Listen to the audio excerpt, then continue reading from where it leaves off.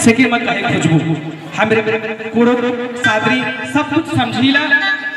बात ना करते हुए भजन कर ही माध्यम से अपने मन कर बीच में हमरे कर खुरहा बैठले।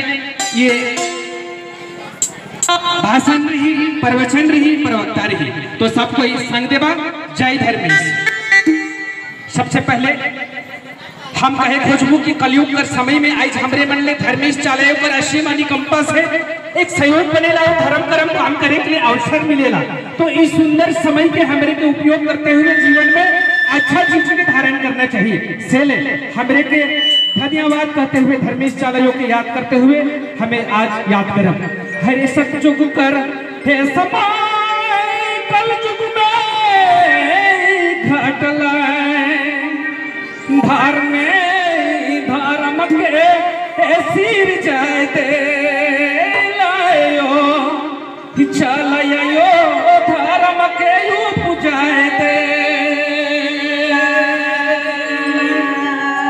अरे सतयुग के समय में बड़ा लंबा उम्र होत रहे, लेकिन कलयुग में काल दोष रोग बलाय सागर सब ग्रसित हो गेली। लेकिन ऐसा समय में धर्म कर्म कहीं के अपन जीव का या घर मुरे के हम चंगाई करत थी। इसलिए ऐसा समय में हमारे के धर्म करे कर समय मिले कि अच्छा करने के बारी है। हमरे भजन में आगे बढ़ा। ही सतयुग कर हे समय आयो कल युग में घटले धार में धर्म के सिर जाय दे धार में धर्म के पूजाय दे तो धार में धर्म के सिर जाय दे